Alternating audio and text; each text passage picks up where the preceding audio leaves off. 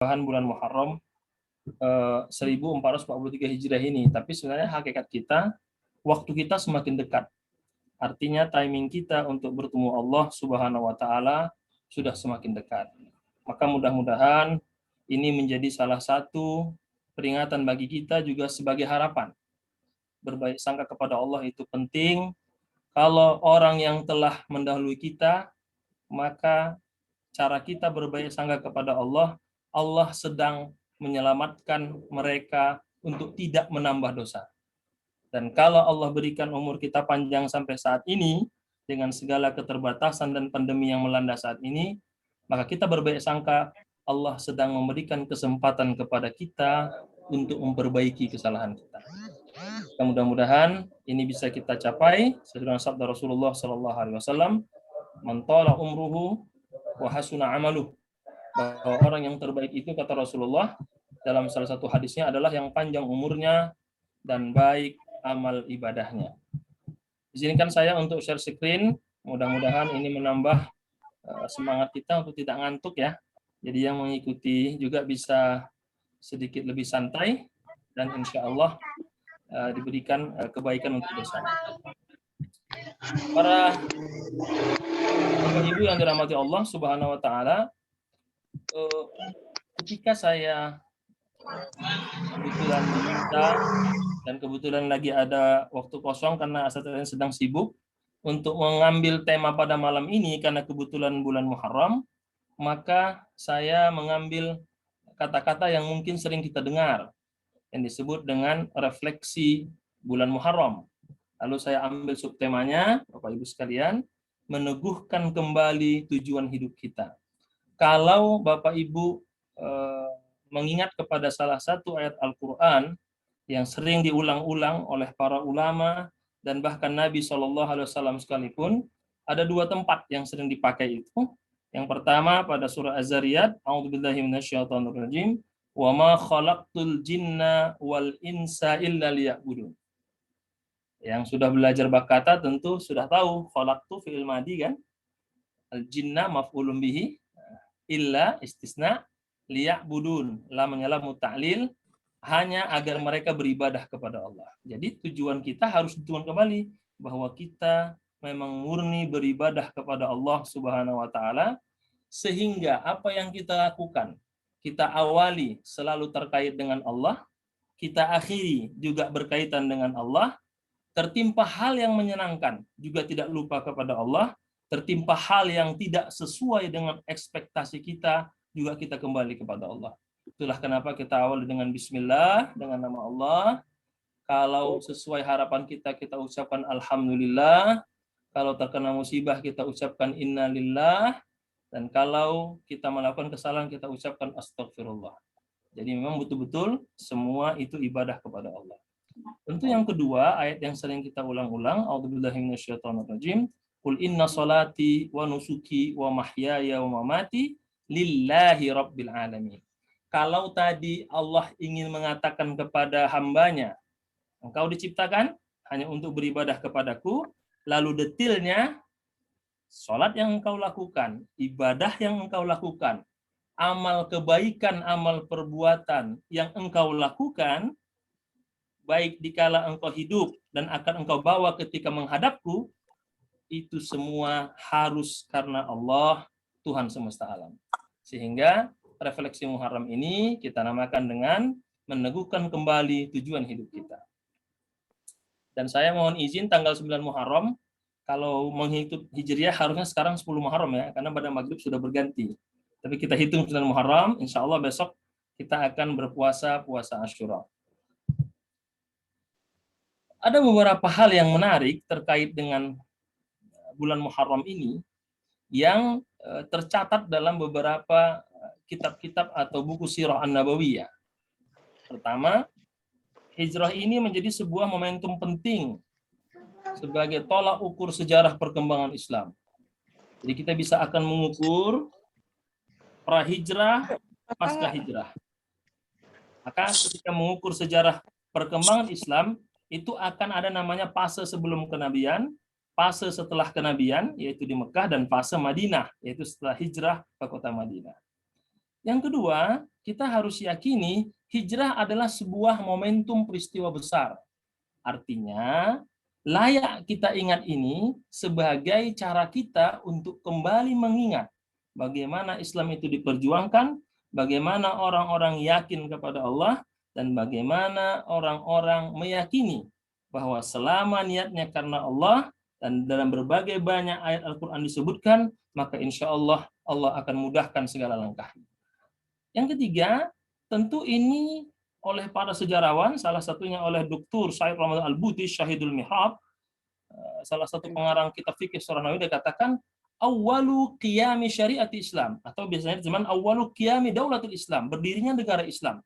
Jangan dipahami khilafah yang sekarang dipertentangkan, tapi berdirinya satu solusi dari kepemimpinan yang selama ini atas kesukuan, kepemimpinan atas satu ras atau bangsa, ini berdiri kepemimpinan atas nama agama, atas nama Islam, di mana Rasulullah Shallallahu Alaihi Wasallam sebagai pemimpin.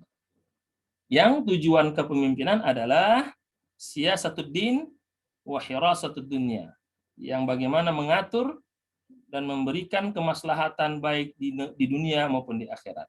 Dan tentu yang terakhir, ini juga menjadi momentum karena Khalifah Umar radhiyallahu anhu, semoga Allah meridhoinya, itu menetapkan penanggalan Hijriyah diambil kepada tanggal 1 Muharram, bukan kepada kelahiran Nabi, bukan ketika Nabi diangkat menjadi Nabi, dan bukan ketika Rasulullah SAW meninggal dunia, tapi diambil ketika Rasul berangkat dari Makkah ke Madinah sebagai penanggalan awal bulan Hijriyah. Dasarnya sederhana, karena kita mengikut kepada kebijakan Khalifah Umar, dan Khalifah Umar ini sudah ditegaskan oleh Rasulullah SAW, alaikum bisunnati wa sunnatil khulafa'ir rasyidin al-mahdiyyin min ba'di. Kalian harus mengikuti sunnahku dan sunnah-sunnah para khalifah setelahku, yaitu Khalifah Abu Bakar, Umar, Utsman, dan Ali. Dan Umar termasuk khalifah yang termaksud oleh hadis tadi, bahwa itu juga mengikuti sunnah para khulafa'ur rasyidin. Jadi, penanggalan Hijriyah penting untuk kita ambil ibrah dan kisahnya, karena kita sedang menjalankan sunnah para khulafa'ur rasyidin yang dijamin berkaitan langsung dan tervalidasi oleh sunnah Rasulullah Sallallahu Alaihi Wasallam.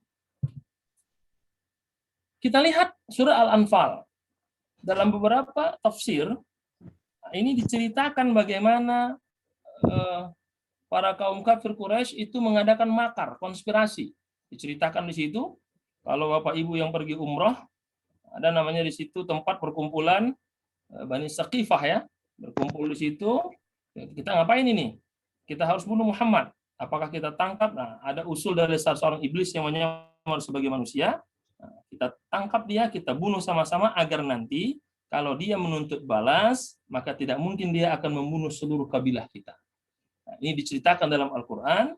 Mereka hendak membunuh Muhammad SAW, tapi dengan kuasa Allah diselamatkan oleh Allah Subhanahu Wa Taala, dan mereka tidak berhasil membunuh Rasulullah SAW. Ini kira-kira ringkasan dari ayat ini. Dan yang kedua, diceritakan bagaimana Rasul berproses ketika Rasulullah SAW itu berangkat bersama sahabatnya, yaitu Abu Bakar As-Siddiq. Nah, diceritakan di situ bagaimana mereka ketika bersembunyi di Gua Thur, bagaimana saking cintanya Khalifah Abu Bakar, semoga Allah meridhoinya, itu sangat khawatir, bukan karena takut mereka kepada mereka, tapi khawatir kalau Rasulullah terganggu tidurnya dan Rasulullah tidak nyaman dalam persembunyiannya. Tapi ketika dia melihat temannya dalam keadaan gundah, Rasul mengatakan, la tahzan innallaha ma'ana. Ini yang sering kita dengar ya, kadang-kadang ditambah la takhaf wa la tahzan. Jangan takut dan jangan cemas. Innallaha ma'ana. Sesungguhnya Allah bersama kita. Kalimat ma'a artinya ma'iyah, dia bersama kita zahiran wa batinan. Diterjemahkan seperti itu, artinya Allah akan selalu bersama kita. Dan benar sekali, fa anzalallahu sakinah, diberikan mereka ketenangan dan diberikan orang-orang yang melindungi Rasulullah SAW oleh beberapa sejarah merujuk kepada kitab Nurul Yakin, kemudian kitab Sirah Nabawiyah oleh Abdul Hasan Nadawi, bagaimana di situ diceritakan tiba-tiba goa itu datang laba-laba, burung merpati bertengger di sana untuk membuat pandangan kaum kafir Quraisy merasa tidak mungkin sepertinya goa ini ada yang masuk, karena kalau masuk pastilah sarang atau laba-laba ini akan rusak karena ada masuk manusia. Nah, ini diterjemahkan sebagai bentuk pertolongan Allah. Wa ayyadahu bijunudin lam tarawha. Lalu satu ayat lagi yang menggambarkan itu oleh Rasulullah SAW dikatakan, barang siapa yang berhijrah jalan Allah, barang siapa yang berhijrah jalan Allah, niscaya mereka mendapati di muka bumi ini tempat hijrah yang luas dan rezeki yang banyak. Barang siapa yang keluar dari rumahnya dengan maksud berhijrah kepada Allah dan Rasulnya, kemudian kematian menimpanya, faqad waqa'a ajruhu 'ala Allah, maka sungguh telah tetap pahalanya di sisi Allah.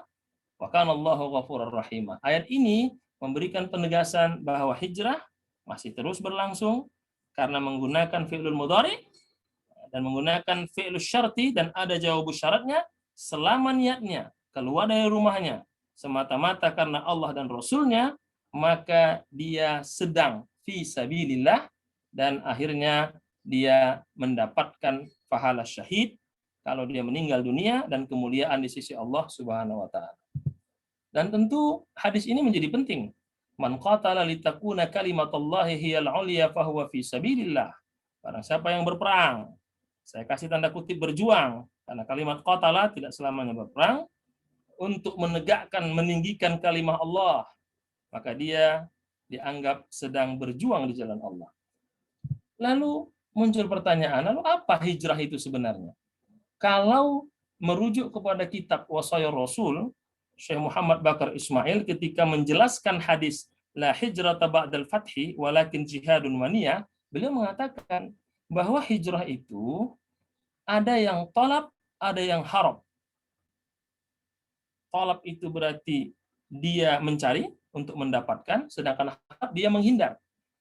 Hijrahnya Rasul itu kategori harab, artinya berpindah dari kota Mekah ke Madinah, menghindari kejahatan kaum kafir Quraisy dan sebagai bentuk perintah Allah Subhanahu wa taala. Jangan diterjemahkan dengan melarikan diri, tidak. Tapi talab, nah ini yang lebih luas lagi, hijrah itu adalah berpindah dari satu keadaan yang lebih baik lagi, atau ditambahkan oleh Syekh Muhammad Bakar Ismail, berubah dari yang sudah baik menjadi lebih baik. Kalau pertama jadi tidak baik menjadi baik, maka yang kedua itu dari yang sudah baik menjadi lebih baik lagi.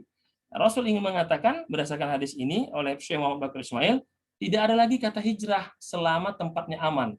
Jadi alat ukur hijrah itu oleh beliau menyikapi hadis ini, memberikan syarahnya, kalau nyawa menjadi ancamannya, kalau tidak ada kenyamanan beribadah, kalau tidak ada lagi ketenangan dalam hidup, maka 3 syarat terpenuhi, dia boleh berhijrah. Tapi selama masih salah satunya ada, apalagi ibadah masih bisa, akidah tidak menjadi ancaman, hanya ketidaknyaman hidup, maka dia bertahan, itu jauh lebih baik, karena beliau merujuk hadis dari Abdullah ibnu Umar yang dikatakan, alladzi yukhalitun nas wa yasbiru ala adahum khairun minalladzi la yukhalitun nas wa la yasbiru ala adahum. Orang-orang yang ikut bergabung dalam masyarakat, merasakan penderitaannya, mungkin tidak nyaman, diomongin, difitnah, tapi dia bersabar dan terus berdakwah kepada mereka, maka itu kata Rasul lebih baik. Minalladzi la yukhalitun nas, dengan orang-orang, dah saya nggak mau bergabung, saya nggak mau ikut, saya mah mau cari aman aja, saya mau sendiri, saya mau menyepi di tengah hutan, saya mau bertahanus, saya mau meninggalkan dunia ini. Kata Rasul, alladzi yukhalitun nas, orang yang bersama masyarakat, wa yasbir ala adahum, dan dia bersabar terus berdakwah dengan segala konsekuensinya, khairun, lebih baik, minalladzi la yukhalitun nas, dari orang yang tidak mau berkumpul bersama dan bersosialisasi. Jadi hadis ini ingin mengatakan hijrah itu hanya akan terjadi kalau 3 unsur terpenuhi. Tapi kalau tidak terjadi, maka berpindahlah jihad itu kepada sebuah semangat, sebuah perjuangan, sebuah komitmen untuk dari yang tidak baik menjadi baik, dari yang baik menjadi lebih baik lagi. Lalu seperti apa sejarahnya? Nah, ini hanya mengulang, kalau yang sudah pernah tahu, bahwa hijrah ini sudah dilakukan sebelumnya pada tahun kelima dari kenabian. Ketika mereka melihat luar biasa penderitaan yang diterima oleh kaum muslimin, maka turun wahyu, boleh mencari tempat lain. Yang tadi itu kan, dari hijrah, tempat lain yang lebih baik, silahkan. Nah, tahun kelima berangkat. Nah, itulah 12 orang ke negeri Habasyah yang sekarang menjadi negara Ethiopia. Nah, lalu kemudian gelombang kedua dipimpin oleh Ja'far bin Abi Thalib. Ada satu hal yang menarik ketika Abul Hasan An-Nadawi dalam bukunya Sirah Nabawiyah menjelaskan bahwa hijrahnya orang Arab ini meninggalkan kampung halamannya, berpindah dari cuaca yang di Mekah itu nyaman, berpindah ke Ethiopia atau Habasyah yang panas sekali, negara Afrika. Mereka mengalami banyak cobaan, tidak kuat. Itulah kenapa muncul beberapa hadis yang mengatakan as-safar qit'atun minal adzab, kemudian arbaun min sa'adatil mar'i, harusnya di kampung halamannya, karena di tempat lain dia harus bertemu dengan orang banyak, beradaptasi, apalagi alam yang tidaknya. Itu banyak yang tidak kuat. Tapi karena semangat hijrah mereka bertahan.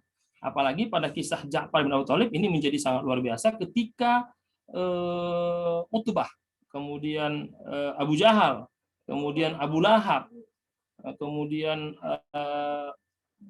Amr bin As, tokoh-tokoh yang pintar berdialog itu datang ke Raja Najasyi, Raja Habasyah, mengatakan kembalikan mereka ini orang nggak baik.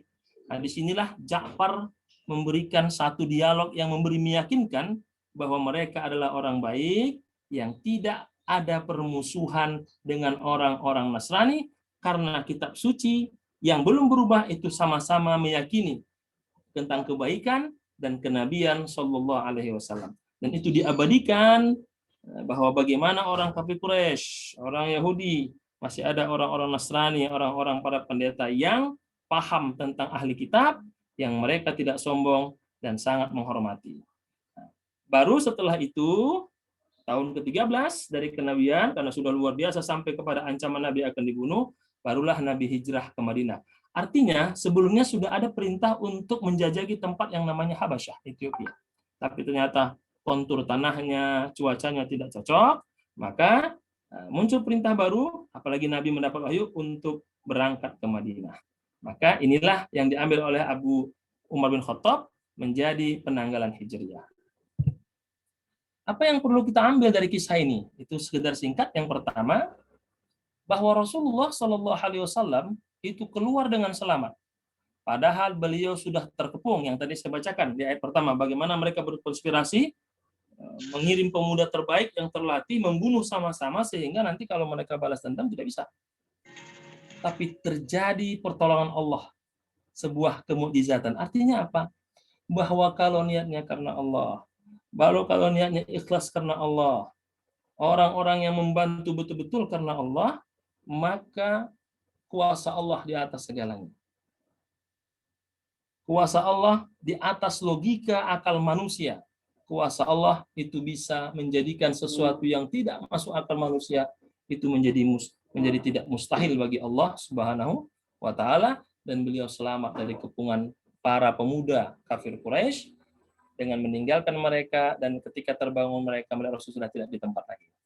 Kedua, dalam perjalanan Rasul dari Mekah ke Madinah sampai ke perbatasan kota Madinah, beliau sampai ke Masjid Quba, mendirikan di sana sebagai masjid pertama dalam Islam, yang Masjid Quba ini bagi yang pergi umroh menjadi tradisi para sahabat selalu menyempatkan diri untuk sholat di sana, sholat sunnah 2 rakaat, karena orang yang sholat sunnah 2 rakaat di Masjid Quba pahalanya seperti umroh. Sahabat sampai sekarang dan menjadi tradisi itu, aku menyempatkan diri untuk sholat sunnah di Masjid Quba sebagai masjid pertama yang menjadi salah satu destinasi para jamaah kita kalau mengadakan city tour.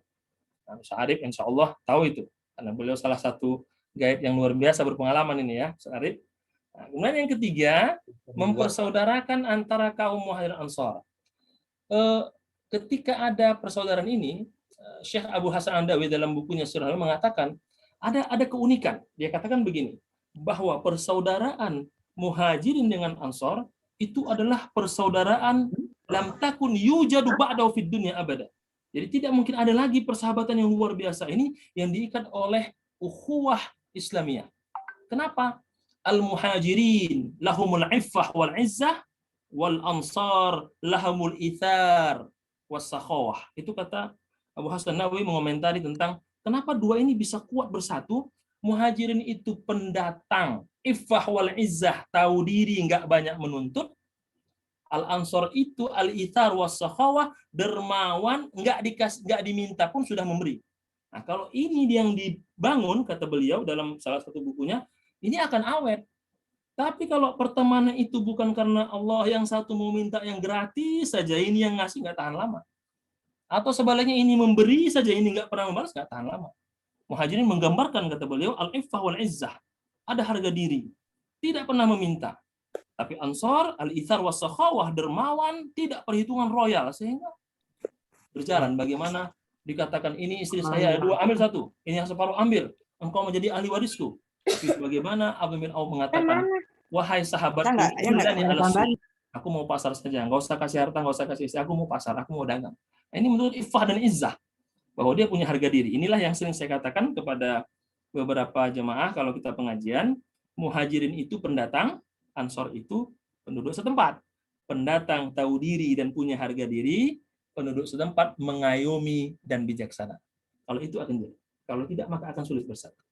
Kemudian Rasul mendeklarasikan piagam Madinah tentang kesepakatan dengan kaum Yahudi Madinah, bahwa itu tercatat banyak sekali kesepakatan yang nanti pada setelah perang Badar terjadi, orang Yahudi merusak kesepakatan itu dengan perang Banu Nadir, Banu Qainuqa, yang disebut dengan Ijla' Bani Nadir, pengusiran Bani Nadir, Bani Qainuqa, dan puncak nanti pada Bani Qurayzah, yang akhirnya mereka harus menyekutukan Madinah untuk selama-lamanya.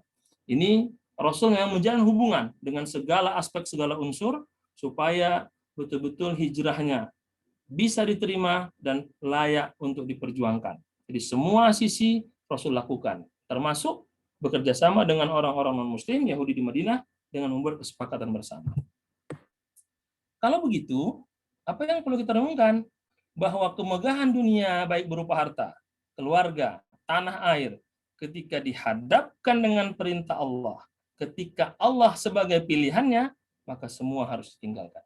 Jadi kalau sudah akidah yang menjadi taruhannya, maka yang lain itu disingkirkan. Itulah kenapa dalam maqasid syariah, nomor satu itu hifzuddin, menjaga agama. Maka jangan main-main. Agama satu hal yang tidak bisa ditoleransi. Kalau sudah akidah, maka tidak ada kata lain kecuali itu harus diperjuangkan. Nah, hanya cara memperjuangkannya itu harus sesuai dengan petunjuk Allah dan Rasulnya Shallallahu Alaihi Wasallam. Yang kedua, ketabahan seorang Abu Bakar, seorang sahabat teman karibnya sekaligus mertuanya, teruji dalam situasi hijrah ini. Kenapa? Karena berapa kali Abu Bakar itu ingin mengajukan dia ingin hijrah. Tapi kata Rasul, apakah engkau akan meninggalku sendiri, wahai sahabatku? Ternyata Rasul ingin sekali bersama Abu Bakar untuk berangkat hijrah. Ini menunjukkan kualitas persahabatan Abu Bakar luar biasa, sehingga dia termasuk yang layak menemani Rasulullah Shallallahu Alaihi Wasallam untuk hijrah. Dan dalam sebuah riwayat dikatakan, kebaikan Abu Bakar, keimanannya itu kalau ditimbang dengan keimanan atau amal ibadah penduduk dunia ini, itu jangankan bisa setengah, tidak sampai. Itu saking luar biasanya kemuliaan Abu Bakar As-Siddiq. Kemudian berangkat hijrah ini kita ambil bahwa disusun dengan begitu baik, begitu apik, disusun dengan begitu teratur, sistematis, tersusun dengan baik. Apa? Ya tadi itu ada amanah dari salah seorang sahabat pendamping penasihat. Siapa itu? Abu Bakar As-Siddiq. Ada proporsionalitas. Bagaimana Abdullah ibnu Uraiqat atau Uraikid, penunjuk jalan beragama Yahudi, tidak Muslim, tapi profesional, dibayar untuk bisa menjadi penunjuk jalan. Karena kan Nabi itu hijrahnya menggunakan jalan tikus, bukan jalan normal. Kalau jalan normal sekarang naik sapul 8 jam sampai sekitar 400 km kan, atau 399 km. Ini jalan tikus, tentu harus ada orang yang tahu jalan. Abdullah bin Uraikid non-Muslim, dan dia dibayar dengan secara profesional. Kemudian Abdullah ibn Abu Bakar, anaknya Abu Bakar, sebagai informan, menyampaikan informasi sekitar Makkah dan bagaimana mereka mengejar-ngejar Rasulullah SAW. Salah satunya nanti informasi bagaimana Suraqah bin Malik bin Ju'shum itu hampir menemukan Rasulullah SAW. Lalu adiknya Asma binti Abu Bakar, ini saudaranya Aisyah, kakaknya, itu bagian logistik. Bagaimana nanti Asma dikasih gelar Zatun Nitaqain. Kenapa? Ketika dia memberikan makanan ke gua Sur itu, tidak sampai talinya, maka dibuka ikat pinggangnya, diikat, itulah menjadi pengantar ke bawah. Digabung-gabung, nah itu kata-kata nitak, maka dikasih gelarnya Zatun Nitaqain. Jadi kalau nanti ketemu ada teman, punya cucu, punya anak, kasih nama Zatun Nitaqain, berarti itu mengambil dari gelarnya Asma binti Abu Bakar. Dan kemudian Amir bin Fuhairah, juga non-muslim, nah, itu penggembala yang tugasnya menghapus jejak. Jadi Rasul kalau berjalan itu kan di padang pasir ada bekas jejaknya. Dengan lewat nanti para penggembala terhapus. Jadi tidak bisa terbaca jejak-jejak langkah dari Rasulullah dan Abu Bakar As-Siddiq. Dan yang penting, hijrahnya Rasulullah sebagai bentuk pelaksanaan perintah syariat, sebagai tonggak berdirinya khilafah Islamiyah dan perluasan dakwah Islamiyah. Nah, dan ini saya sampaikan, pemerintahan Islam tidak dalam bentuk khilafah yang sekarang dipertentangkan. Artinya inilah menjadi dasar bahwa Islam itu sudah berdiri, bahwa Islam itu sudah punya sistem sendiri, dan dia berhak untuk menjaga eksistensinya. Dan nanti salah satu puncaknya ketika Perang Badar, di mana Islam menang, maka mulailah Islam berdiri sebagai sebuah satu institusi yang tugasnya adalah mengatur kehidupan dunia dan mengatur kehidupan, dan pemimpinnya adalah Rasulullah Shallallahu Alaihi Wasallam, dan sebagai perluasan dakwah Islam. Lalu apa yang kita ambil pada bulan Muharram ini? Ada beberapa hal yang mungkin Bapak Ibu sudah sering ya, apa itu namanya, ibadah-ibadah pada bulan Muharram. Yang pertama tentu yang sekarang kita lakukan, puasa 9, 10, 11, itu yang paling sempurna, merujuk kepada kitab fikih sunnah dikarang oleh Syekh Said Sabiq. Kalau tidak bisa 9, 10, karena sudah berlalu, minimal terakhir nih, tanggal 10 Asyura besok. Jadi kemarin minimal besok sama besok Jumat. Nah, jadi perintahnya 9, 10, 11, berarti Rabu, Kamis, Jumat. Tidak bisa paling tidak Rabu, Kamis, dan ini sekarang besok Kamis. Kalau tidak bisa maka Kamis saja, tapi tidak dengan 10, 11. Jadi pilihannya 9, 10, 11 atau 9, 10 atau 10 saja. Jadi bagi Bapak Ibu yang mungkin sudah tidak mengambil puasa dari Rabu, maka besok masih ada harapan puasa pada tanggal 10 Asyura, yang oleh ulama lebih baik dengan 9, 10. Tapi kalau tidak bisa, maka cukup 10 saja, meskipun itu dikatakan musyabahah dengan orang-orangnya, tapi tidak. Rasul ingin menjelaskan, kita lebih berhak merayakan hari Asyura, karena kita adalah umat Islam yang juga meyakini Nabi Musa alaihissalam. Maka Rasul bersabda, puasa pada tanggal 10 Asyura, itu dihitung diampuni dosanya setahun yang telah lalu. Jadi silahkan besok nanti puasa Asyura ya. Kalau mau Asyura silahkan. Kalau sudah 9 nggak dapat, 10 Asyura, kan begitu ya. Kalau nggak dapat juga, paling tidak Bapak Ibu berikan bukaan puasa kepada yang puasa, supaya dapat pahala orang yang puasa Asyura. Karena Rasul mengatakan, man fattara sha'iman, karena siapa yang beri bukaan kepada puasa, kana lahu ajruhu minas shaim la yanqus ghairu an yanqus min ajri shaimi syai'un aw kama qala alaihi salatu wassalam. Barang siapa yang memberi bukaan puasa kepada berpuasa, maka dia akan dapat pahala seperti berpuasa. Karena kita mungkin sudah uzur, sudah sepuh, dulu kuat puasa, sekarang sudah nggak kuat, kan begitu. Nah, bagaimana cara kita supaya dapat keberkahan bulan puasa Asyura ini? Bagaimana caranya?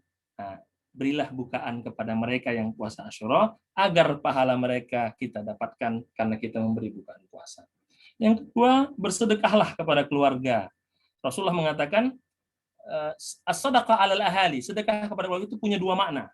Satu, shadaqatun wasilah, satu sebagai bentuk perhatian membantu, dan sebagai silaturahim. Kalau tidak saudara, maka kepada fakir miskin dan anak yatim. Inilah yang menjadi dasar kenapa banyak orang bersedekah di masa ini, terlepas dari banyak versinya, tapi kita mengambil salah satu hadis Rasul yang diambil oleh Imam Tabrani, inna sadaqatal muslim tazidu fil umri. Orang yang rajin bersedekah itu menambah panjang umur, karena didoakan. Saya sering katakan minimal, ya Allah, Bapak ini baik, mudah-mudahan panjang umur biar tahun ngasih saya. Berarti kan dia nyuruh kita panjang umur kan? Wa tamna'u maitatan sawiyah atau maitasu, kematian yang buruk, supaya kita bisa husnul khotimah. Wa yudhibullahu bihal kibar wal fakhr, dan akan dikikis darinya sifat sombong, kefakiran, dan sifat bangga pada diri sendiri. Jadi kalau lebih baik bersedekah kepada keluarga, ada sedekah wasilah, atau kepada selain itu, Allah akan berikan panjang umur, meninggalnya husnul khotimah, dan dihilangkan rasa bangga, ujub, dan rasa sombong. Dan yang paling penting tentu bertaubat. Kenapa?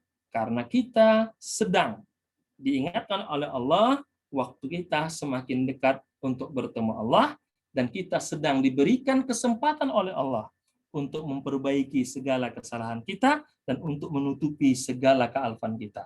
Maka benarlah kata Rasul, at-taibu minadz-dzambi kaman la dzamba lahu. Orang yang bertaubat dari dosanya sebenar-benar karena Allah, itu seperti orang yang tidak berdosa kembali. Itulah kenapa orang tobat itu sebenarnya kembali kepada Allah, terhapuslah semua dosa-dosanya. Maka saya hanya ingin mengatakan kalau seperti itu apa yang kita lakukan? Ya, terlepas dengan segala keterbatasan kita pandemi sekarang, kita ambil ayat ini. Apa? Bekerjalah, beramallah, biar Allah dan Rasul-Nya dan orang-orang akan bersaksi atas perbuatan kita. Enggak penting, saya tidak mampu ini, cari yang lain. Saya tidak bisa mengaji karena saya sakit, pengajian online. Saya tidak bisa membantu Al-Quran dengan lebih karena saya tidak mampu, bersedekah untuk Al-Quran. Ada orang mau belajar, dibantu dengan program bakat tabaruknya. Saya tidak bisa ini. Lakukan semua agar nanti Allah, Rasulnya, dan umat Islam bersaksi atas apa yang kita lakukan, sehingga akan keluar dari mulut mereka, nashhadu bi annahu min al-khair. Kami bersaksi dia adalah orang baik. Bukankah Rasul mengatakan yang saya katakan di awal, khairun nas, sebaik-baik manusia, man tala umruhu wa hasuna amalu. Yang panjang umurnya, baik amal ibadahnya. Maka manusia yang paling buruk, kata Rasulullah, man tala umruhu wa sa'a amaluh. Yang panjang umurnya, tapi hanya amal keburukanlah yang dia kerjakan. Maka untuk itu tidak ada yang bisa kita lakukan kecuali merenungkan makna dari ayat Allah surah Al-Ankabut. Apa kata Allah? A'udzubillahi minasyaitonirrajim. Walladzina jahadu fina.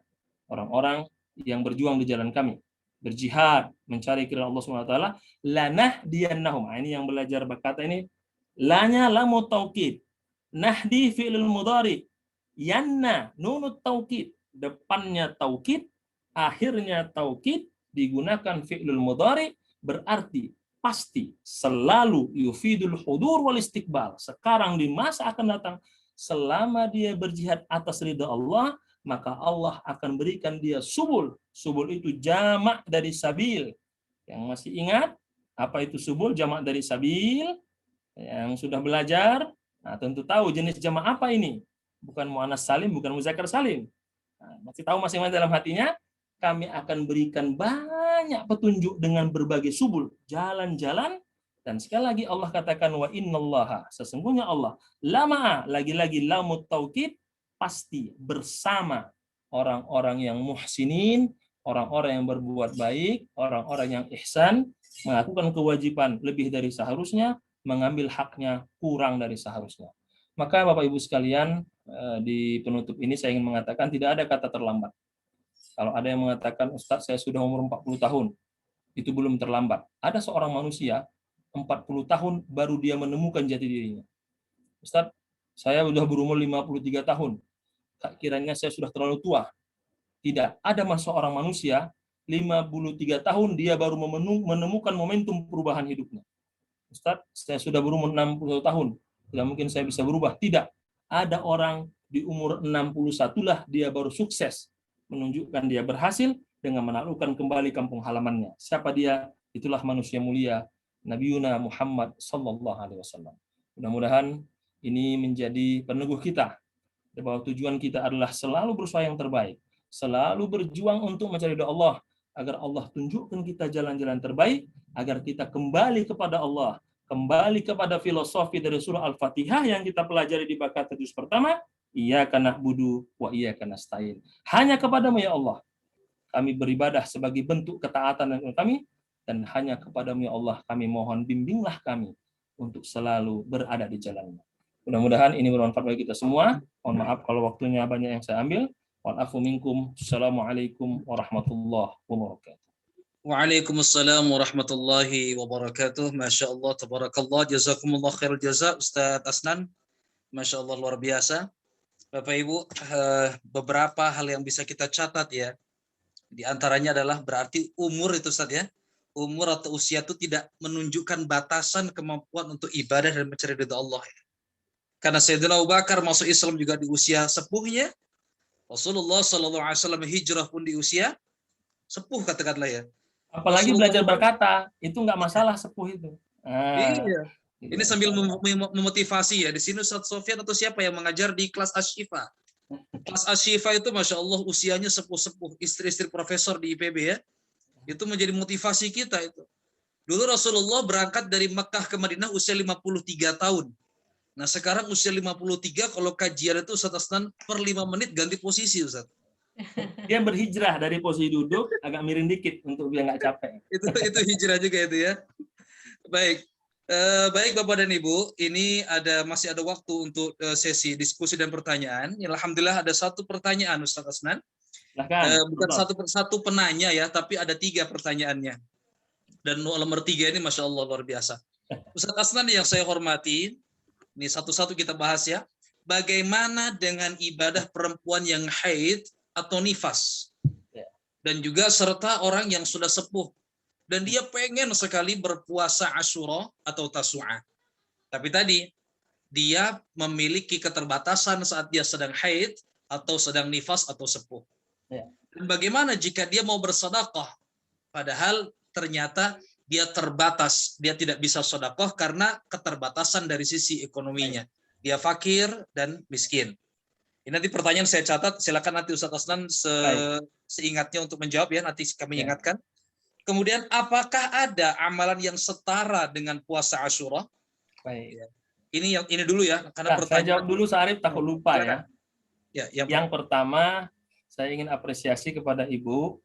Inilah yang harus kita kembali hidupkan tradisi bertanya dalam berbagai pengajian. Bahwa 80% hadis-hadis Rasul itu kalau kita telusuri dan baca dari berbagai komentar para ulama, itu berawal dari sebuah dialog. Rasul ala unabbiukum, ala ukhbirukum, ala adallukum, selalu ada dialog di situ untuk menunjukkan agar hidup. Bahkan saking banyaknya dialog Rasul itu ada lagi Rasul ceramah dipotong.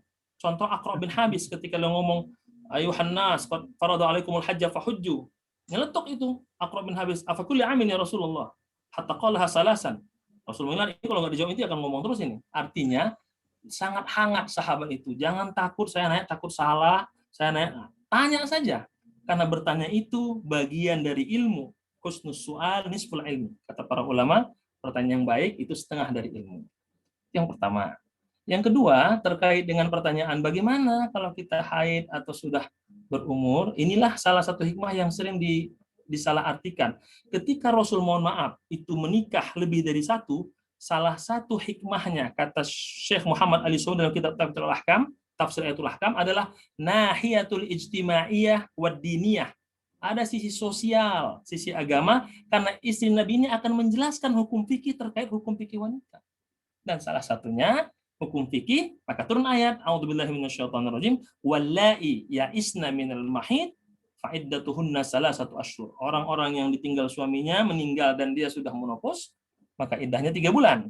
Maka amal ibadah yang Ibu lakukan karena terbentur itu, saya katakan ganti dengan amal lain apa? Beri bukaan puasa. Pahalanya seperti orang yang berpuasa. Ibu sudah tercatat niat, karena sudah berniat, tapi keadaan karena itu mawani dalam hukum fikih, maka ganti dengan apa?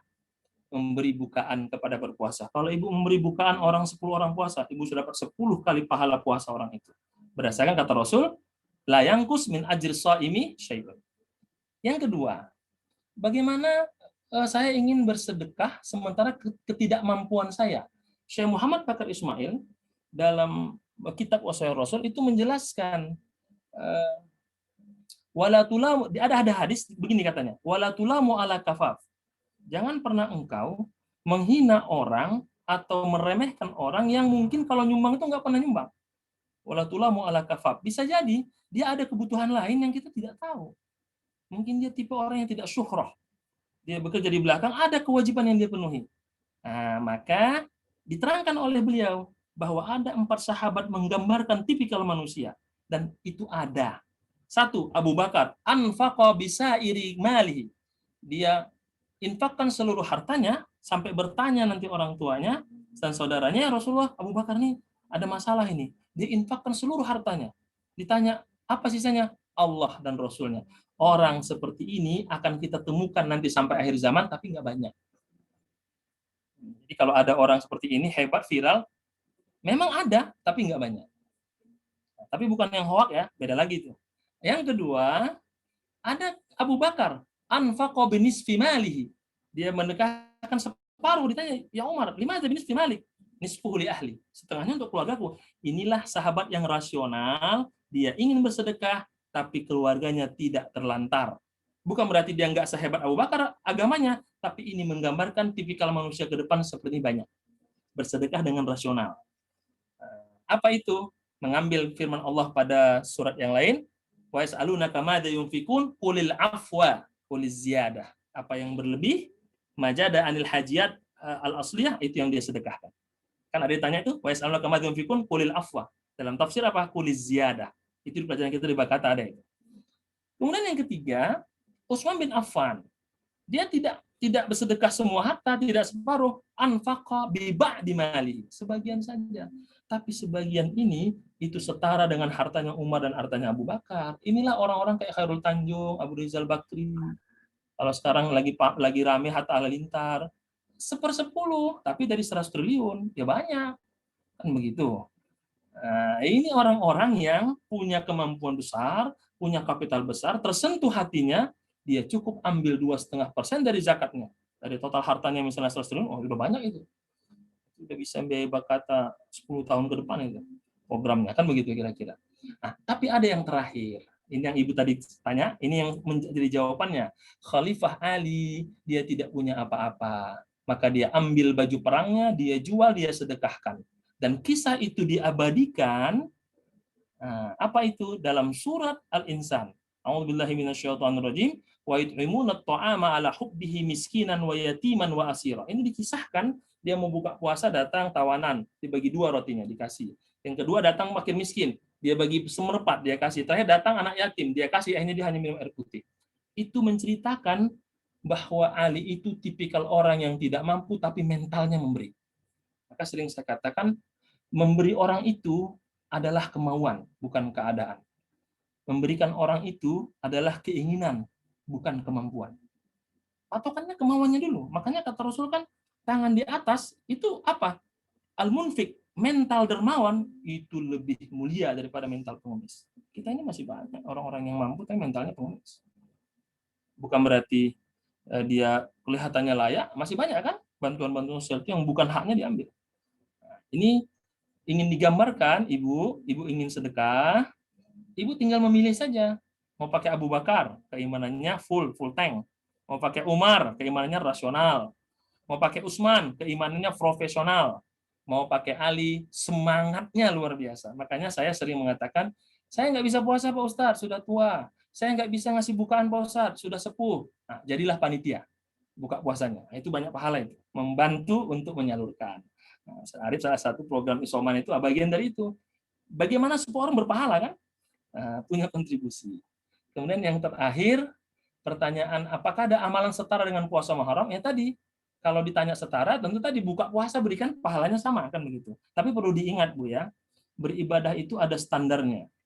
Tentu tidak mungkin ada amalan mudah kita bisa dapat semua. Kenapa? Karena memang itu hanya bentuk dari luasnya Islam agar kita tidak bersedih. Kalau tidak kita bisa maksimal, ada caranya. Tapi bukan berarti itu akan setara dengan itu. Setara pahala iya, seperti baca Quran, bisa pahala khotam, kulhu baca 3 kali, sulusul Quran kan, jadi tapi bukan berarti dengan orang baca sempurna, sama tentu lebih mulia mereka. Nah, itu sama dengan kalau Ibu ingat kursus bahasa Inggris, kursus bahasa Arab, 6 bulan langsung lancar bahasa Inggris, bahasa Arab. Lancar.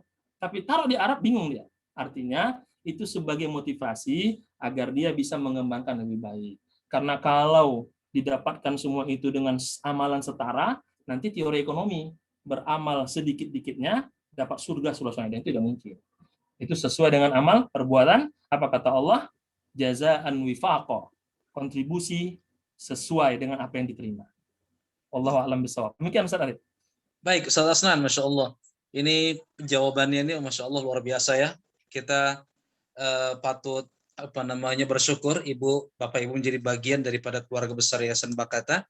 Dan kita ada 18 asatidz ya, yang kira-kira ketika Ibu ingin ada kajian sirah di kantornya, di RW-nya, di lingkungannya, ya atau kajian lainnya, insya Allah kami dari divisi Kiswah bisa membantu untuk menjadwalkan para asatidz di tempat Bapak dan Ibu. Baik, Ustaz Asnan, masih banyak ini pertanyaan ya, alhamdulillah. Karena apa namanya, kita juga nanti batasi waktu ya. Ini cukup sampai di Bu Titi saya kira untuk pertanyaan ya. Setelah itu nanti bisa saya ngikut aja. bisa kita lanjutkan di pembahasan di bulan yang akan datang. Dan bisa Ustaz dibantu sama asatidz yang lain untuk menyempurnakan. Baik.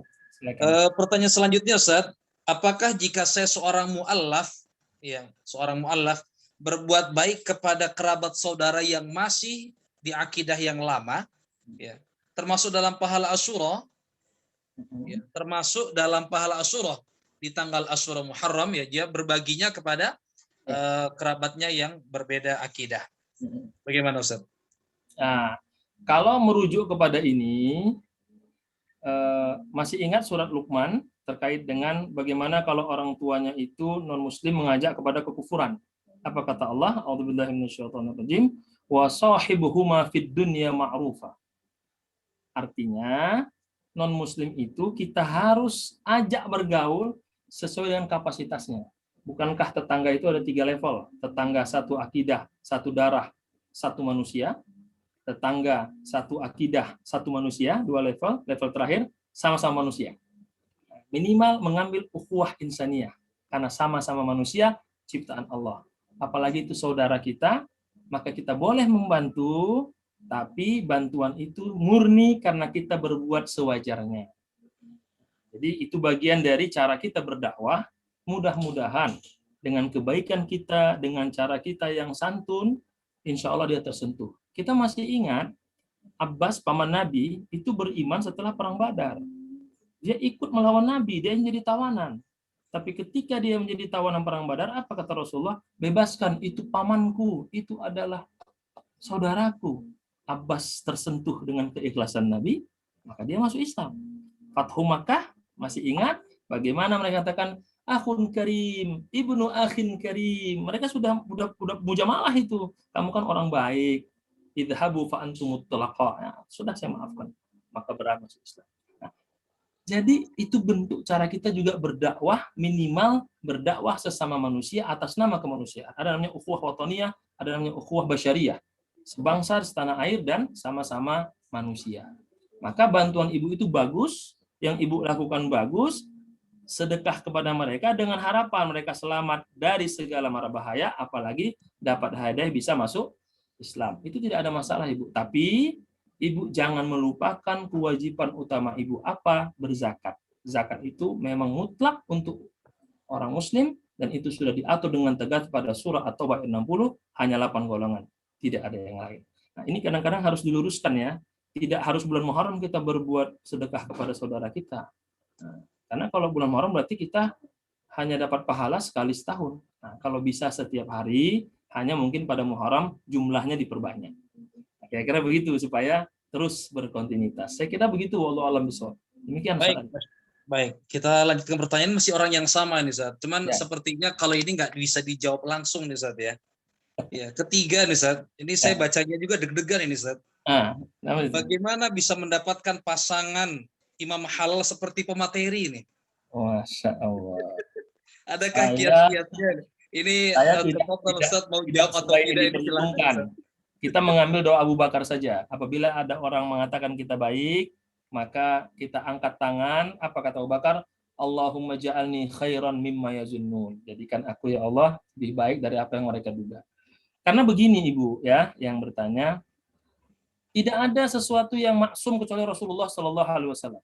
Maka kita akan ikut kepada orang itu selama dia pada jalan kebenaran dan jangan pernah fanatik kepadanya kalau dia sudah keluar dari yang tidak sebenarnya. Maka kalau Ibu tanya itu ada doa dari Ummu Salamah, tapi doanya kena musibah dulu. Jadi Ummu Salamah itu meninggal suaminya, diajarkan Rasul istarji'i, bacalah innalillah wa inna ilaihi rajiun. Lalu kata Rasul doanya, Allahumma jurni fi musibati wa akhlif li khairan minha. Jadi Ummu Salamah itu ketika meninggal suaminya keluarlah hadis, Kalau meninggal baca apa? Istirja. Innalillahi wa inna ilaihi rajiun. Ya Allah, berikan aku pahala atas musibah ini dan berikan ganti yang lebih baik. Kata Ummu Salamah, aku berdoa selama 4 bulan lebih. Setelah habis masa iddahku, datanglah manusia lebih baik dari suamiku yang melamarku, yaitu Rasulullah Shallallahu Alaihi Wasallam. Tapi kena musibah dulu, Bu. Nah, kalau yang lain saya tidak tahu. Nah, hanya itu kisahnya bagaimana Ummu Salamah sangat cinta kepada suaminya, bahkan dalam sebuah riwayat dikatakan berjanji mereka tidak akan menikah supaya nanti menjadi pasangan di surga. Kalau aku meninggal, aku nggak akan menikah, atau sebaliknya. Tapi ternyata dengan doa itu diberikan lebih baik dari suaminya, yaitu Rasulullah. Tapi nggak harus nunggu suaminya meninggal lah, Bu, atau istrinya meninggal. Nah, saya kira itu yang bisa saya jawab, menunjuk kepada hadis. Kalau yang lain itu kita berdoa, insya Allah pasangan kita, kalau kita ridho dan ikhlas, itu akan terbaik. Tidak ada kalau kata Rasul itu la yafruqu mu'minatun mu'minan. Tidak boleh seorang mukmin atau istri itu merendahkan suami atau pasangannya. Kenapa? In karihtumuhunna waridutum bikhulun akhar. Ada sebuah hadis, kalau engkau tidak suka, masih ada sisi baik yang lain. Ingat, pasangan kita tidak sebaik malaikat. Dia punya kealpaan dan tidak sejahat Fir'aun atau iblis yang tidak punya kebaikan. Pasti ada kurang lebihnya lah. Nah, dan itu perlu kita, teman-teman yang baik, teman-teman yang bukan provokator ya, cari orang-orang soleh untuk memberikan nasihat agar menjaga hubungan, karena sebaik-baik dari semua itu adalah menjaga hubungan baik kepada pasangannya dan berdoa kepada diberikan pasangan terbaik. Insya Allah, janji Allah tidak akan pernah luput.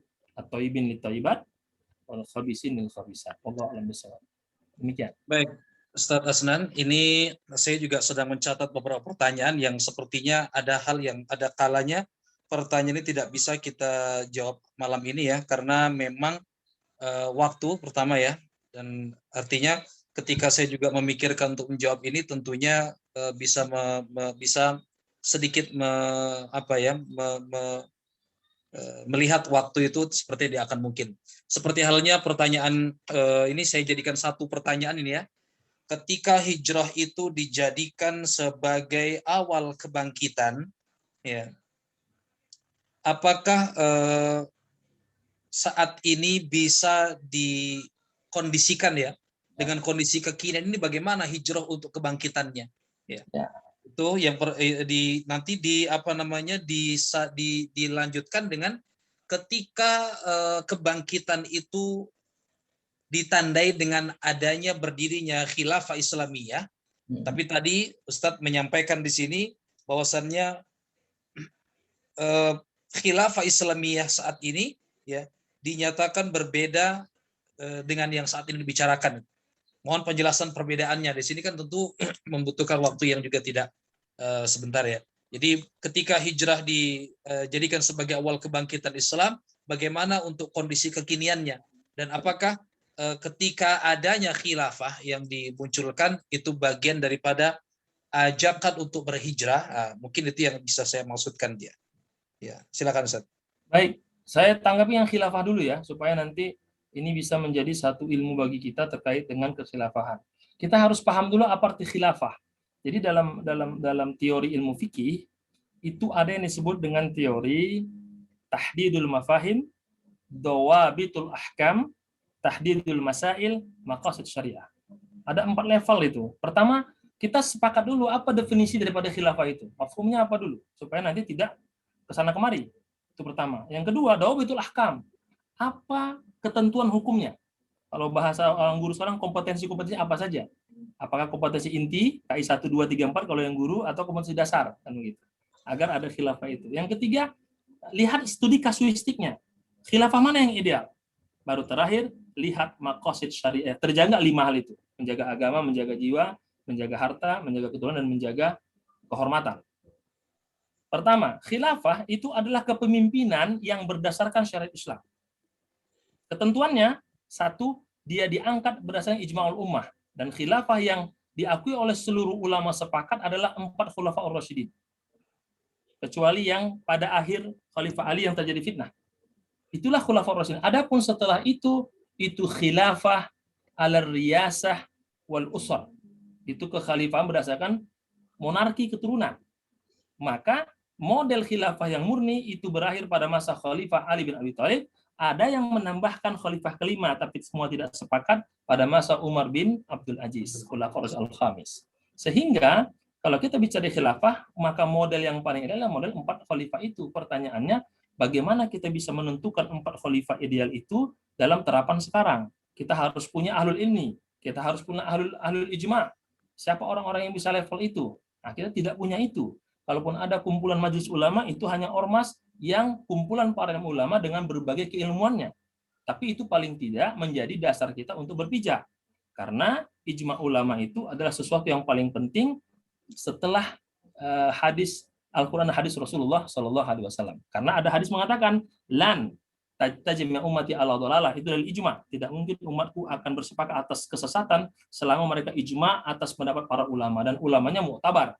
Kalau kita berarti Majelis Ulama Indonesia yang telah diakui sebagai rujukan representasi di negara kita. Maka kalau kita mau tanya khilafah dalam artian fikih, tentu kalau yang saya pahami, nanti Ustaz bisa melengkapi, itu sudah tidak ada yang ideal.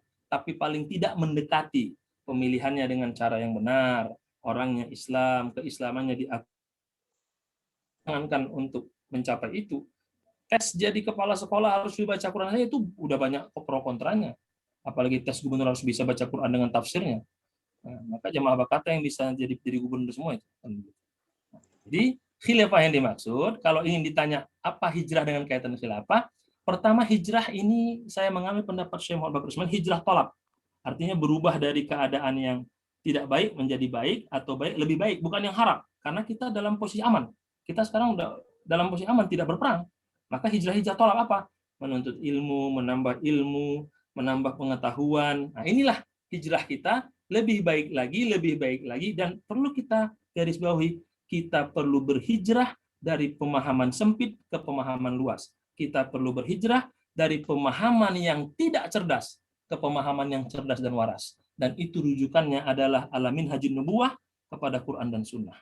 Dan pemahaman Quran Sunnah itu hanya bisa kita pahami kalau kita merujuk kepada surah An-Nisa 59, atiullah wa atiur rasul wa ulil amri minkum fa in tanaza'tum fi syai'in farudduhu ilallahi wa rasul. Kembali kepada Allah Rasul. Dan itu kembali kepada ulama yang punya kapasitas dan representasi untuk memahami itu. Zalika khairun wa ahsanu ta'wila. Dan dasarnya Pak, in kuntum tu'minuna billahi wal yaumil akhir. Jadi niatnya memang karena Allah, bukan popularitas, bukan kepentingan golongan dan lain sebagainya. Saya termasuk orang yang sepakat dengan khilafah Islamiyah, tapi dengan konsep jaminannya adalah kesejahteraan dari berbagai sisi. Saya kira seperti contoh di Turki, Presiden Erdogan itu contoh bagaimana dia menerapkan konsep Islam, tapi membangun dari sisi ekonomi, dari segi ibadahnya. Atau Raja Sultan Hasan al-Bolkiah di Brunei Darussalam, bagaimana dia membentuk. Itu kan kesultanan, turun-temurun kan. Nah, jadi sekarang itu khilafah apapun modelnya, sistemnya, selama itu memberikan manfaat yang besar kepada umat, maka ulama sepakat itu harus didukung. Tapi kalau ingin mencontoh khilafah yang betul-betul murni dan ideal, itu adalah khulafatul arba'ah yang ulama sepakat, Abu Bakar, Umar, Utsman, dan Ali yang dipilih dengan ahli syura, dan ahli syura adalah orang-orang para sahabat ulama besar. Ini yang menjadi patokannya. Terus tadi yang kedua tadi Ustaz Arif terkait. Ya. Baik, terima kasih Ustaz Asnan. Ini juga menanggapi pertanyaan Bu Titi ya. Ya. Jadi pertanyaan-pertanyaan yang semirip ya kita sudah bahas bersama. 3 pertanyaan terakhir, mudah-mudahan ini kami cukupkan jam 9 ya. Tapi yang tadi sudah clear ya. Wallahu a'lam bishawab, seperti itu ya sudah. polanya Ya. Silakan, ini 3 pertanyaan terakhir. Yang pertama ini luar baik, bagus juga pertanyaannya. Dia ada keinginan tadi mental memberi, Ustaz. Pengen terus bersedekah ya. Tapi mendapatkan dana sedekahnya dari uang minjem, Ustaz. Gimana itu, Ustaz? Oke, baik. Satu. Itu dulu ya. Yang pertama, saya sering menerjemahkan rezeki itu adalah sesuatu yang Allah percayakan kepada kita. Salah satunya orang masih percaya minjaman kita, itu rezeki sebenarnya. Karena kalau orang nggak percaya udah nggak rezeki. Yang pertama ya. Yang kedua, kalau kita merujuk kepada beberapa pandangan fikih terkait kurban akikah, itu dibolehkan meminjam, termasuk itu mazhab Hambali dan beberapa pendapat lain, kalau dia bisa mengukur berdasarkan hitungan secara rasional, dia bisa membayarnya. Maka ada istilah nanti cash bond ya, potong gaji gitu ya. Ya kan nggak tahu umurnya, tapi kan secara hitungan manusia dia masih bisa bertahan dan bisa menutupi hutang itu. Terkait dengan sedekah, karena sedekah itu hukumnya sunnah bukan wajib, maka berhutanglah untuk hal yang wajib. Apa kata Rasul? Innaka intadarhum agniya khairun min antadarhum alatun yatakaffafu nas. Kata Rasul, meninggalkan keluargamu dalam keadaan berkecukupan itu lebih baik daripada engkau tinggalkan mereka jadi pengemis dan sampah jalanan. Ibu bersedekah ke banyak orang karena semangatnya, tapi nafkah kewajiban Bapak Ibu tidak diwujud, itu nggak ada gunanya. Itu yang sering saya luruskan dengan sholat tahajud. Alhamdulillah nggak pernah tinggal, subuhnya kesiangan. Mending nggak usah tahajud. Sholat duha nggak pernah tinggal, zuhurnya lewat. Mending nggak usah sholat duha. Nah, tapi kalau ini dipotong, maka Ustaz ini luar biasa melarang. Bukan. Artinya, dalam Islam itu ada namanya fiqhul aulawiyat. Kata Syekh Yusuf Qaradawi, ada fikih prioritas. Apa itu? Kerjakan yang wajib, sambil berusaha menyempurnakan yang sunnah. Tapi jangan fokus kepada yang sunnah, melupakan yang wajib. Kata Imam Abu Hanifah dalam kaidah usul fikih, ma la yughtafaru fil asli, yughtafaru fil baki. Hal-hal yang menjadi pokok prinsip tidak bisa ditoleransi, tapi hal-hal cabang atau tambahan itu bisa ditoleransi. Kalau yang wajib menafkahi keluarga itu tidak bisa ada tawar-menawar, wajib hukumnya, tapi bersedekah itu kalau ada. Kata Allah, kulil afwa az-ziyadah. Jadi ibu, kalau ibu harus sampai berhutang karena sedekah, saya sarankan berhutanglah untuk memenuhi kebutuhan keluarga. Itu jauh lebih besar pahalanya daripada ibu hanya bersedekah. Dan kalau ibu nggak punya uang, ada alternatif sedekah. Apa itu? Tabassumuka fi wajhi akhika sadaqah. Senyum itu, ibu di forum ini senyum aja, buka video udah sedekah. Atau kata Rasul, kullu ma'rufin sadaqah wa min ma'rufin antulqi akhaka biwajhin talqin. Segala kebaikan itu ada sedekah. Nah, minimal berzikir sedekah, tasbih sedekah. Itu cara ibu untuk mendapatkan ini. Ada satu kisah di kitab Riyadhus Shalihin pada bab Fadlul Ghani Asy-Syakir, bab orang kaya lagi bersyukur. Itu hadisnya panjang, saya pernah sampaikan bahwa para fakir muhajirin mendatangi Rasulullah, kami cemburu sama orang kaya. Dikatakan dzahaba ahlud dusur bid darajatil ula wan na'imil muqim. Ya Rasul, ada apa sahabatku? Dzahaba, beruntunglah orang kaya Rasul. Yatasaddaquna wala natasaddaq, yasumuna kama nasum, yusalluna kama nusalli. Walakinnahum yatasaddaquna wala natasaddaq wa yu'tiqunal a'bad wala nu'tiq. Mereka enak Rasul, sholat kita sholat, puasa, pas membayar sudah kami nggak malah kami yang dibebasin. Sedekah malah kami yang terima sedekahnya Rasul. Kata Rasul, maukah aku ajarkan? Kalau engkau lakukan ini apa? Tasbiqu naman bihi ba'dakum wa la yakunu afdal minkum illa amila misla ma sana'tum. Kau akan bisa baik, tapi kalau mereka buat ini ya sama kalah juga. Apa itu? Baca tasbih habis sholat 3 kali, baca tahmid 3 kali, baca tahmid 3 kali, maka kalian akan menjadi lebih baik. Ternyata dengar sama orang kaya, ya Rasulullah, sami'a ikhwani min amwal, fasanu misla ma sana'na. Ya Rasul, mereka dengar juga, bocor nih rahasia. Kata Rasul, dzalika fadlullah yu'tihi may yasha. Itulah beruntungnya orang yang kaya, tapi dia bersyukur ahli ibadah. Artinya banyak cara ibu bersedekah, dengan cara bertasbih, bertahmid. Tapi kalaupun ibu ingin sama levelnya dengan orang yang kaya, ya tentu kata Rasul, dzalika fadlullah yu'tihi may yasha. Tentu tidak bisa sama. Allah alam bisa. Begitu, silakan. Alhamdulillah. Ini beberapa ada pertanyaan juga sudah dibantu dijawab oleh para asatidz ya di lembar chat kita. Dan dua pertanyaan terakhir ya saya batasi ya. Ada pertanyaan yang mungkin tidak kami bahas pada malam hari ini. Yang pertama, memang ini masuknya adalah hal-hal umum ya. Ketika kita ingin berhijrah, berbuat baik dan segala macam, tapi tentunya syaitan tidak suka ya. Ada nggak doa untuk agar kita itu bisa terus semangat dan tidak terganggu dalam hijrah kita? Mau berbuat baik kok diganggu terus, mau ini kok diganggu terus, pengen puasa besok kok godaannya banyak dan segala macam gitu ya. Serta adakah dampak ya bagaimana Asyura yang kita coba jalankan ini sebagai hadiah untuk orang tua kita yang sudah wafat. Dan sebelum dijawab Bapak Ibu, nanti lepas dari pertanyaan dan ditutup dengan doa, mohon untuk tidak keluar terlebih dahulu. Kita mungkin nanti akan abadikan dengan foto bersama meskipun dengan layar di HP kita masing-masing. Silakan Ustaz. Tadi terkait dengan orang tua ya. dengan Ya, keluarga. orang tua dulu atau ada doa nggak yang bisa Oh iya. menghindarkan Kalau doa kita? ini Ibu merujuk kepada kitab Wasiat Rasul itu ada hadis Rasul kepada Muaz. Ya Muaz, inni wallahi la uhibbuk wallahi la uhibbik. Apa itu? Wahai Muaz, aku mencintaimu. Maukah engkau aku ajarkan satu amalan yang luar biasa? Apa kata Rasul? Bacalah duburakullah sholah, setiap habis sholat. Bagusnya sholat wajib. Allahumma a'inni ala dzikrika wa syukrika wa husni ibadatik. Ibu baca ini, Bu. Apa artinya, Bu? Bagus sekali.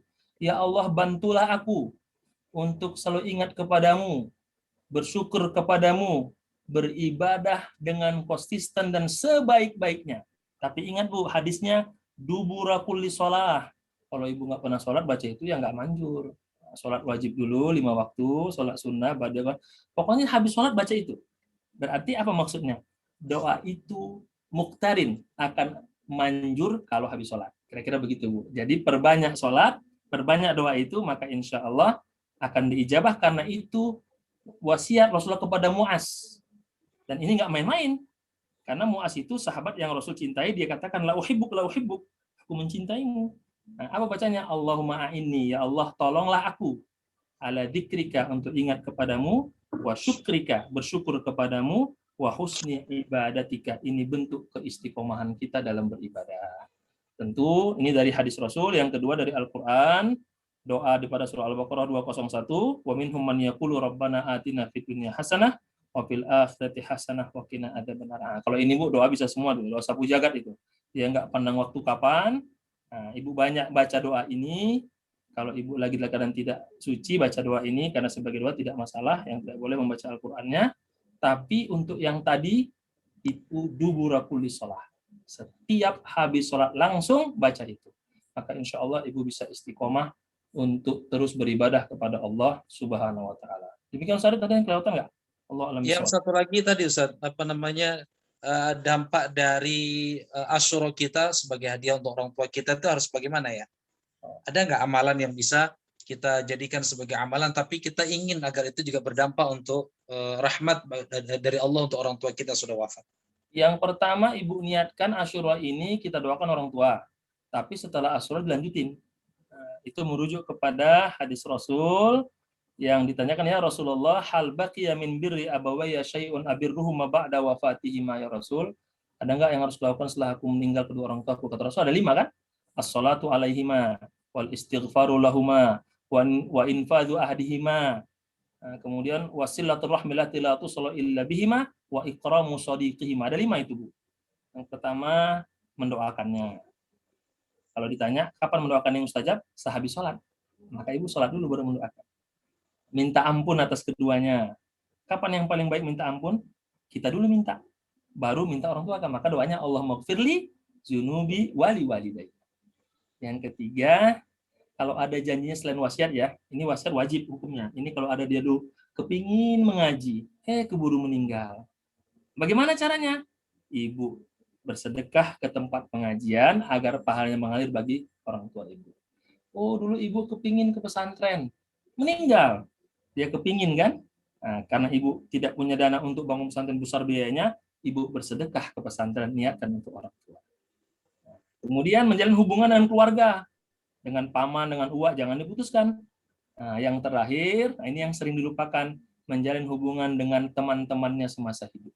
Ini ibu lakukan tidak harus di bulan Muharram. Kalau ibu konsisten dengan 5 hal, insya Allah itu akan menjadi bagian ibu berbakti kepada kedua orang tua ibu meskipun sudah tiada, sesuai dengan sunnah Rasulullah Shallallahu Alaihi Wasallam. Demikian Syarif, Allah alam bisawab. Mungkin Ustaz bisa mengangkat. Masya Allah, Alhamdulillah Rabbil Alamin. Luar biasa Bapak Ibu. Nggak terasa ya, 1,5 jam ya. Kita yang ngedengar nggak kerasa, Ustaz Asnannya terasa sekali. Masya Allah. Jadi ini menjadi apa namanya, kita menambahkan untuk motivasi kita, menambahkan semangat kita. Mudah-mudahan apa yang disampaikan oleh Ustaz Asnan ini satu persatu kita juga bisa mencoba untuk mengamalkannya. Minimal tadi ya, kita berusaha untuk menjadi pribadi yang lebih baik dari keimanan kita, ilmu kita, dari amal dan akhlak kita. Ya. Bapak Ibu yang dirahmati oleh Allah Subhanahu wa taala, sebelum ditutup kami informasikan bahwasannya kajian ini insya Allah akan berlangsung setiap bulannya, dan bulan ini di tanggal 18 Agustus Ustadz Asnan sebagai pemberi materi berkaitan dengan bulan Hijriyah ya, atau apa namanya, tahun baru Hijriyah. Insya Allah bulan September kita akan bersama Ustadz calon doktur ya, Dr. Muhammad Isa Mustafa ya. Beliau sedang menyelesaikan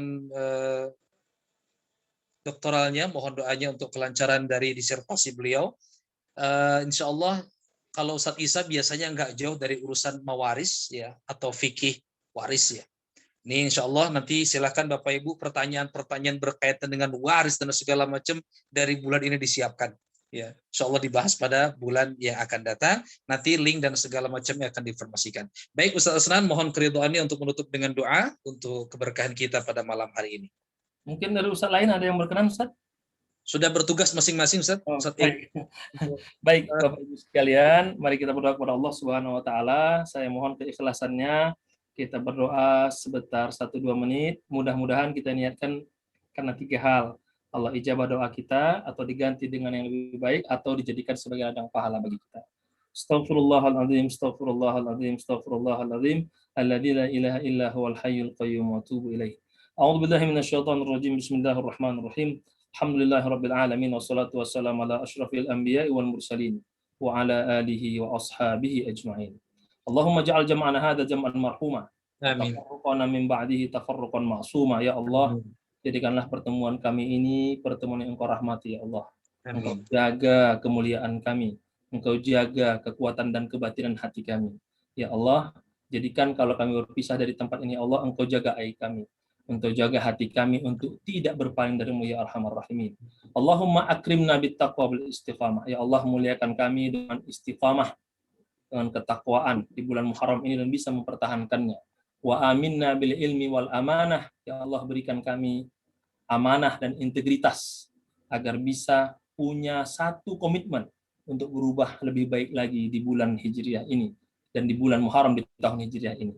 Allahumma zayyinna bil hilmi wal qanaah. Ya Allah, berikan kami malu tidak menjadi orang baik, malu tidak berbuat kebaikan, malu tidak bisa memberikan hal terbaik dan contoh bagi anak-anak dan keluarga kami, dan berikan kami rasa qanaah ya Allah, agar kami selalu ridho atas apa yang entah Engkau berikan kepada kami.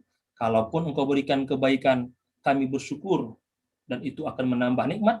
Dan kalau memberikan suatu hal yang tidak berkenan, kami bersabar dan kami insya Allah naik pangkat.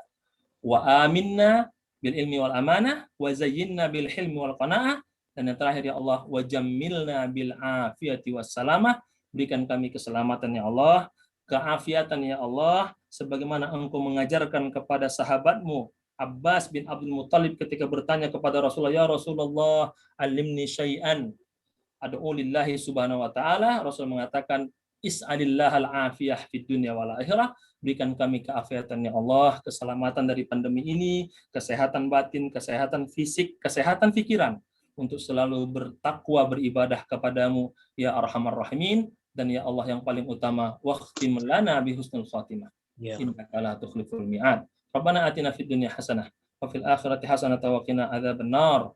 Walhamdulillahi rabbil alamin. Terima kasih Ustaz Arif. Assalamualaikum warahmatullahi wabarakatuh. Waalaikumsalam warahmatullahi wabarakatuh. Alhamdulillah, Masya Allah. Bapak dan Ibu yang dirahmati oleh Allah, juga para asatid, info kami sampaikan bahwasannya untuk link YouTube silahkan ketik Kiswah Bakkata. Dan tentunya mohon untuk digoyangkan jarinya, mensubscribe dan juga like serta di-share. Nama YouTube kami di Kiswah Bakkata, dan insya Allah kita akan bertemu kembali pada bulan yang akan datang. Ustadz Edi Chandra bisa dibantu untuk foto bersama? Ustadz Edi Chandra? Atau sudah difoto dari tadi? Belum. Oh, print screen aja ya. Ya, ada berapa slide Ustadz? Ada 3. Baik, silakan mungkin bisa senyum. kalau misalnya mau menampakkan senyum afdol ya kan, goyur wajib lah, nggak sempat wajib lah. Ya, ntar ya, kita inikan dulu. Baik, saya kasih aba-aba berarti ya. Saya kasih aba-aba. Oh, dari slide pertama. Baik, sebentar. Saya.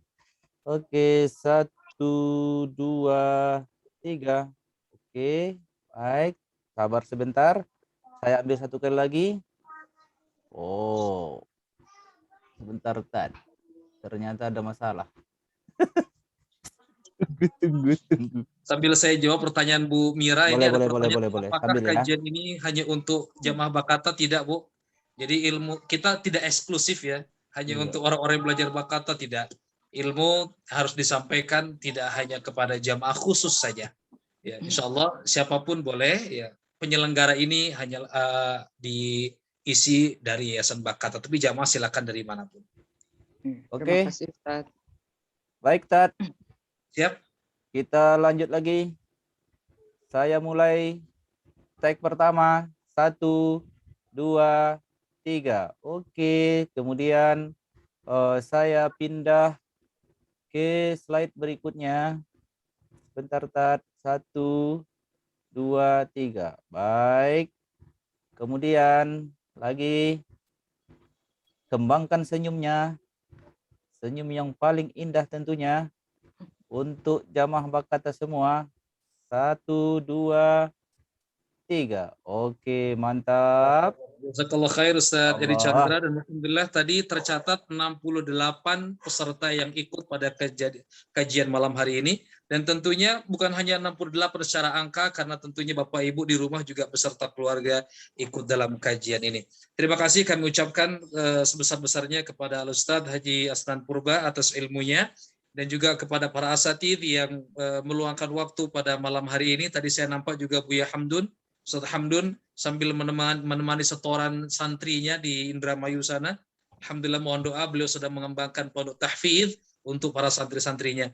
Dan juga Bapak Ibu di sini yang sedang berusaha, sedang bekerja, sedang mengembangkan usahanya, sedang melanjutkan pendidikannya. Semoga Allah Subhanahu wa taala senantiasa memberikan kemudahan untuk langkah kita semua.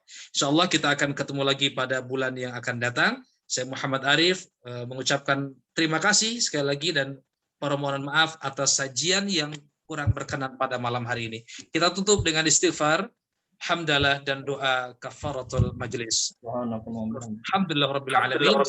Subhanakallahumma bihamdika asyhadu an la ilaha illa anta astaghfiruka. Terima kasih. Assalamualaikum warahmatullahi wabarakatuh. Waalaikumsalam. Terima kasih Ustaz. Ustaz. Jazakallah Ustaz. Jazakallah Ustaz.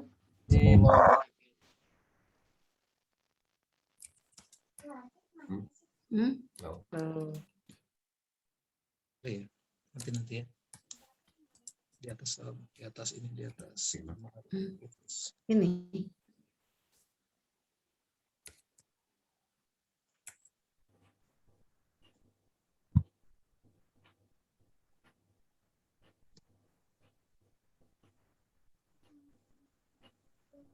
Ustadz Edi, saya end-kan semua atau menunggu keluar masing-masing?